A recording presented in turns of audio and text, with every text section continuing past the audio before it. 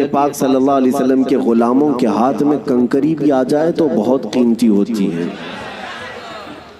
ہاں، ہم نہ تلوار کی بات کرتے ہیں نہ بندوق اور بم بارود کی بات کرتے ہیں، لیکن میرے عزیزوں، دل سے اور سینے سے نکلنے والی باتیں اس سے بھی زیادہ طاقتور ہوتی ہیں۔ یہ دنیا جانتی ہے، یہ دنیا جانتی ہے، اور اسی وجہ سے پورا کربلا کا واقعہ پیش آ گیا۔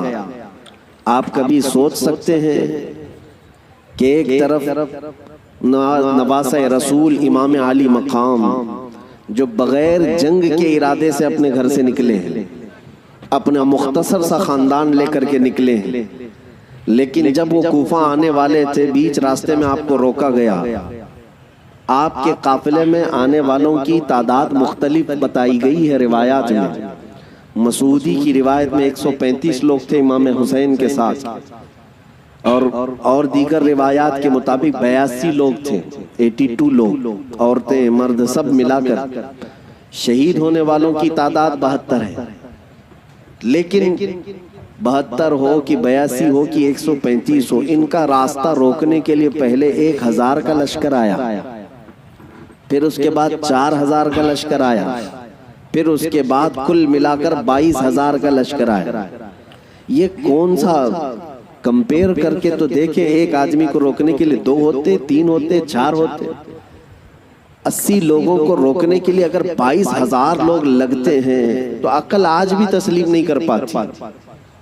نوجوانوں تصور کرو، کیا آپ کے زمانے میں بھی، ہم تو 1400 سال پہلے کی طاقت نہیں رکھتے، کمزور ہو گئے، آپ کے زمانے میں بھی آپ سے اگر کہا جائے کیا 80 لوگوں کو روکنے کے لیے کتنے لوگوں کی ضرورت پیش آئے گی، آپ کہیں گے زیادہ سے زیادہ 800 لوگ، اور بھی اگر آپ کے اندر شدت ہے تو بولیں گے 8000 لوگ، لیکن یہ 22000 کی تعداد سمجھ میں نہیں آتی۔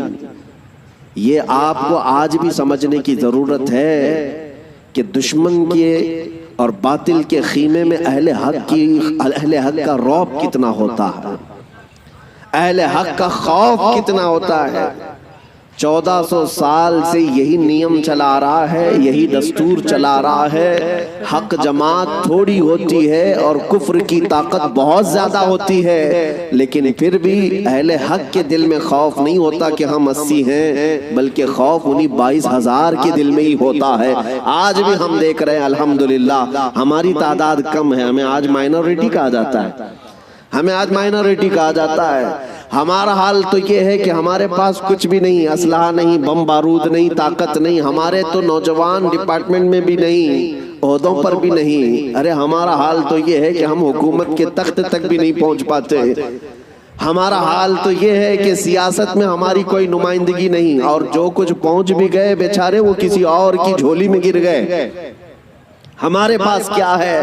مذہب و ملت میرے مصطفیٰ کے ناموس کی نمائندگی کرنے والا کون ہے؟ اکا دکا ہو سکتا ہے، لیکن یہی مائنورٹی ہو، اقلیت کی تعداد ہی ہے، ہمارے پاس کچھ بھی نہیں ہے۔ پھر میں پوچھتا ہوں یہ ٹی وی میں 24 گھنٹے صرف مسلمان ہی کیوں نظر آتے ہیں؟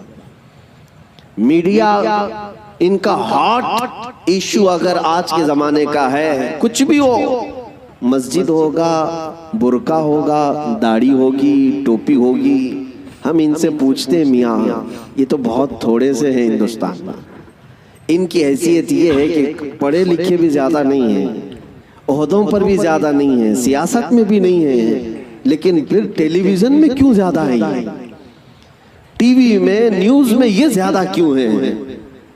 تو جانکار لوگوں کی طرف سے جواب آتا ہے کہ ساری دنیا آج تک وہ کربلا کا واقعہ بھول نہیں پائی ہے،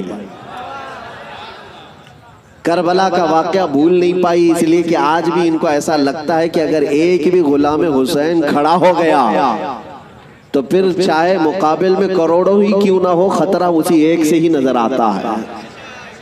میرے عزیزوں ایک بات یاد رکھنا، ہم مومن ہیں اور ہمارے لیے موت کوئی حادثہ نہیں ہے، ہمارے لیے موت حادثہ نہیں بلکہ امام حسین نے ہمیں یہ سبق دیا ہے، موت ہمارے لیے شہادت ہے۔ اگر حق کی راہ میں کٹ گئے، مر گئے تو یہ ذلت نہیں، عیب نہیں، بلکہ رہتی دنیا تک مولا تمہارے نام کا یہ اعلان فرماتا ہے کہ اسے اب کوئی مردہ نہ کہے۔ جو اللہ کی راہ میں مر گیا اب اسے مردہ بھی کہنے کو منع کر دیا گیا۔ اس لیے یہ تصور ہمارے پاس ہے الحمدللہ۔ اور ایک بات اور بھی میں آپ کو بتا دوں، دنیا کو اگر آج کسی بات کا سب سے زیادہ خوف ہے تو وہ کیا ہے؟ اقبال نے کہا تھا انگریز ہمیں ہزار توڑنے کی کوشش کرتے رہے، مارنے کی، کاٹنے کی، جلا وطن کرنے کی، حکومتیں چھیننے کی، لیکن اخیر میں تنگ آ کر کے کیا کہتے ہیں جانتے ہو؟ انگریزوں کی زبان سے نکلے ہوئے الفاظ کی ترجمانی اقبال کرتا ہے، یوں کہتا ہے شاعر مشرق، یہ فاقہ کش موت سے ڈرتا نہیں ذرا۔ مسلمانوں کے بارے میں انگریز یہ کہتے ہیں یہ فاقہ کش ہے۔ فاقہ کش کا مطلب ہے بھوکے رہتے ہیں، کھانے پینے کو ان کے پاس ہے نہیں، لیکن معاملہ یہ ہے یہ فاقہ کش موت سے ڈرتا نہیں ذرا۔ ہاں، موت سے ڈرتا نہیں ذرا، روح محمدی اس کے بدن سے نکال دو۔ وہ انگریزی کہتے ہیں کہ روح محمدی نکالو اس کے بدن سے، ان کے کپڑے چھین لو، ان کی جائیدادیں کرک کر لو، ان کے بچے مار دو، ان کی حکومت